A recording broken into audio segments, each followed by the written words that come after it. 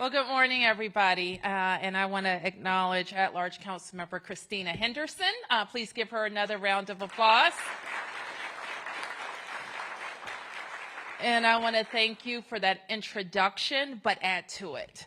I'm a Commuter Connections alum and COG alum and very proud of it. And I'm happy to be here with you, Nick, and everybody at COG to celebrate 50 years of Commuter Connections. So congratulate yourselves, congratulate this region for being forward-thinking and laying the groundwork for having a vibrant and diverse transportation infrastructure in the most important region, and dare I say, the most important city in the world.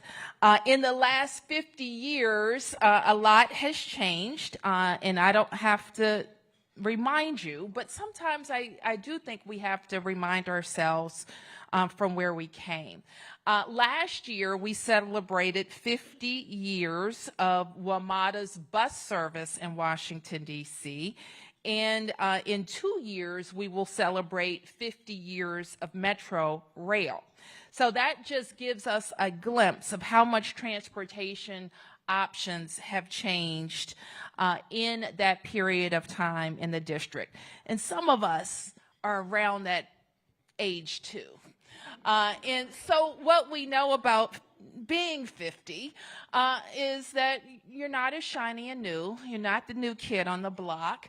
You need investment and maintenance, correct? You need to rethink about your servicing sometimes. You need to change the way you look, perhaps. You need to go to different places and do different things. And that's also the story of transportation. In the past 15 years, we've even seen those options grow even more. I sometimes tell people when we're talking about bike transportation, even in the time that I've been involved in transportation demand management, there was a time when there were no bicycle lanes in Washington, D.C. And it's not that long ago. There was a time when there were no bicycle racks on Metro buses. There was a time where you couldn't take bicycles on the Metro rail. That's a relatively short period of time. Now we have added miles and miles of bike lanes that we're very proud of and have been leaders, in fact, in the region and in the world.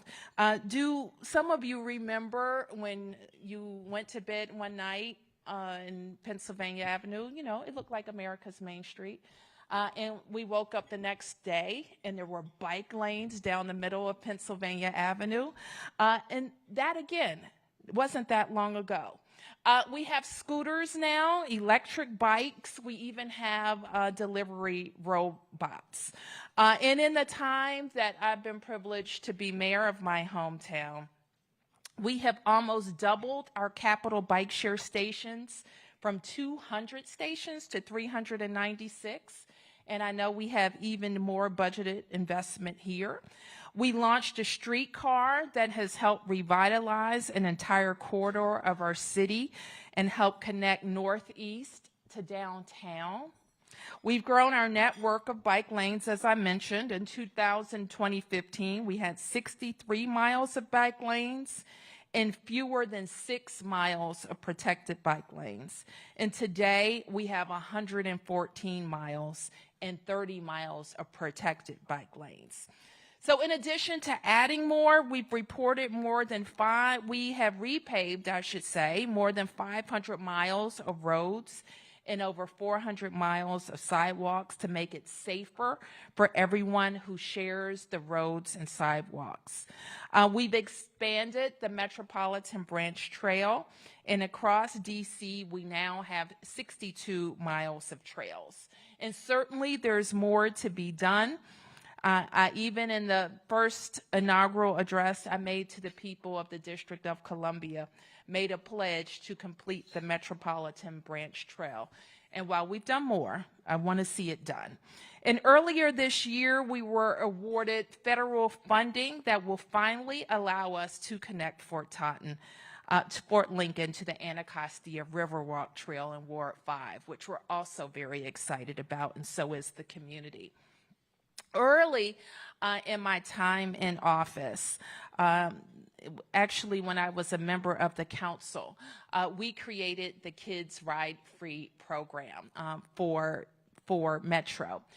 And that was actually learning that I gained when working with COG and working with jurisdictions around this region. Montgomery County had actually spearheaded an effort to get kids to ride free to their after-school activities. And in the district, we had literally had our families who were not going to neighborhood schools spending $30 per month per child to get their child to school. So if you had more than one kid, you could be spending up to $100 a month to go to school. Well, the district, we don't have, like the surrounding jurisdictions, a school bus system because we built our schools around a by right neighborhood network. But with the advent of more school choice, more families were availing themselves of school choices all across the city. So the need to have a school bus system was real. And our school bus system is Metro. And so with Kids Ride Free, we made the very substantial commitment to pay for all of our kids to ride free on the bus. Thank you. That's a good one. And one misnomer I like to frequently correct: it's free to the kids, is not free to us. And we pay for every one of them, which is also leveraging, we think, in our investment in our regional transportation system. And in my very first term as mayor, we expanded it from Kids Ride Free on the bus to Kids Ride Free on the Metro Rail. And I also like to mention we have been very focused on improving our infrastructure and certainly are poised to take advantage of the bipartisan infrastructure law that was passed. But in my time in office and with the very able leadership of DDOT, and let me congratulate Director Sharon Kirschbaum, who was confirmed by the council just this week. So thank you, Sharon, for your leadership. But we completed a bridge project, and if Congresswoman Norton was here, she will tell you that she worked on it for 17 years. 17 years squirreling away money in different transportation committees at the Congress, 17 years of working with the delegations from Maryland to make sure that we had the money to deliver this project. And I'm so proud of our team because I am always proud to say we unstick projects. And the Frederick Douglass Memorial Bridge was one stuck project. And what we have delivered is over $600 million in infrastructure investment, a beautiful, iconic bridge. And it is literally a bridge, and it's also symbolically a bridge. It's a bridge between the east side of our city and the west side of our city, and it has fast become our local iconic image of Washington, D.C. And my prediction is that as we look in the years ahead, not only will the Capitol and the Washington Monument be associated with Washington, but the arches of the Frederick Douglass Memorial Bridge will be iconic Washington. And in all of my time in office, we have been very focused on Metro. I like to say that our region can't grow, can't thrive without Metro. And coming from the District of Columbia, we have taken it as our personal responsibility and challenge to go all over the region and demonstrate that.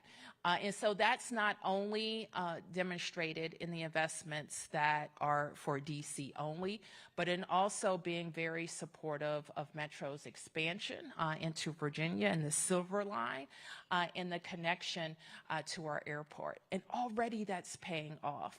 When we go around the world talking about our our destination, as the marketing folks like to say.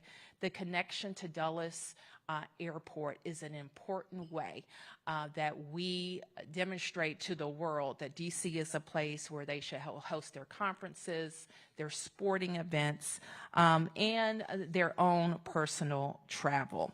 And so in just talking about Metro's expansion, we will mark 20 years, and this just seems like yesterday, that we opened the Noma-Gallaudet Metro Station.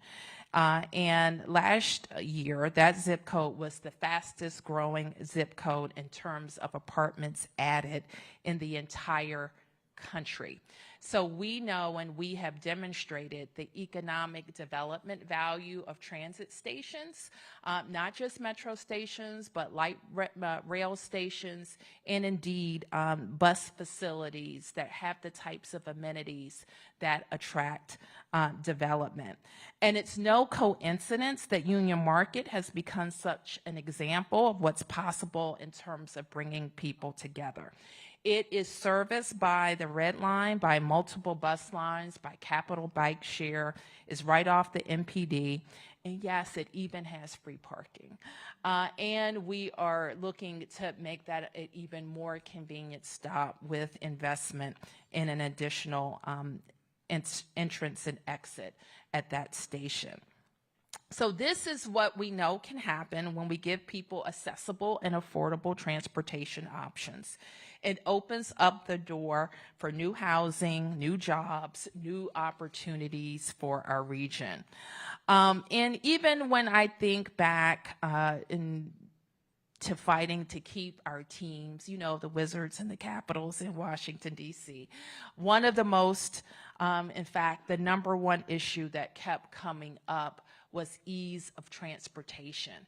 And not just what made the most sense for DC, but what makes the most sense for our region, where we have substantial investment, multiple lines, more convenient parking options and walking options. We have to maximize our uses around those stations. And it's similar for the location decisions for large employers. They're always going to consider how their employees can travel to work and how they present to the rest of the world. You don't want to have a location where people to get there are sitting in traffic and stuck in traffic. And the experience leaving was, I hope I don't have to go back anytime soon because there's only one way in and one way out. So as we are talking to employers, which I know the Commuter Connection staff is always doing to make sure that the valuable resources and expertise gained here is shared with employers so that as you are attracting the best and the brightest, so as we are trying to understand and in many ways compete with the new ways of work, including telework, that they are armed with the best information. So I am proud that as we continue to attract employers to DC, we can point to all of our transportation options.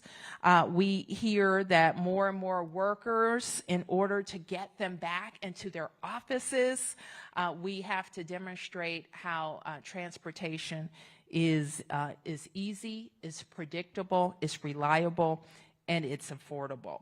And that's what we offer in our city. We don't have to sit in traffic for hours and hours. And I have to say, and I hope everybody recognizes this, that as we come back from the pandemic, that the story of Metro is pretty remarkable. What we decided as a region was that we weren't going to retrench, we weren't going to divest, but we were going to invest and double down, and some hard decisions had to be made. So that meant that now when we look back at it, our region is rebounding better than other regions in terms of metro ridership and growth, that our frequencies are improving, not getting longer. And that's the way you attract people back to your system. So we know that's good for workers, and we know it's good for our environment. And that's one of the reasons why Washington, D.C. was the first LEED Platinum city. So I'll end with this. This is a not just an academic discussion, and I hope that you know that the work that you're doing every single day leads to, what happens with our bottom line. Just this week, we released our updated revenue estimates. And this is what you should know. The state of the district is good. Our population is increasing. Tourism is up. Incomes are up. And because of all of that, people want to live here. And that's our job, to keep making this an attractive region for residents, for workers, and to demonstrate that we are, in fact, a world-class city. So I want to thank Commuter Connections for being a part of that story, the story of Washington, our growth, our rebirth, our comeback, and all the things that are here for us in the future. So count on us as a partner and keep pushing. Thank you.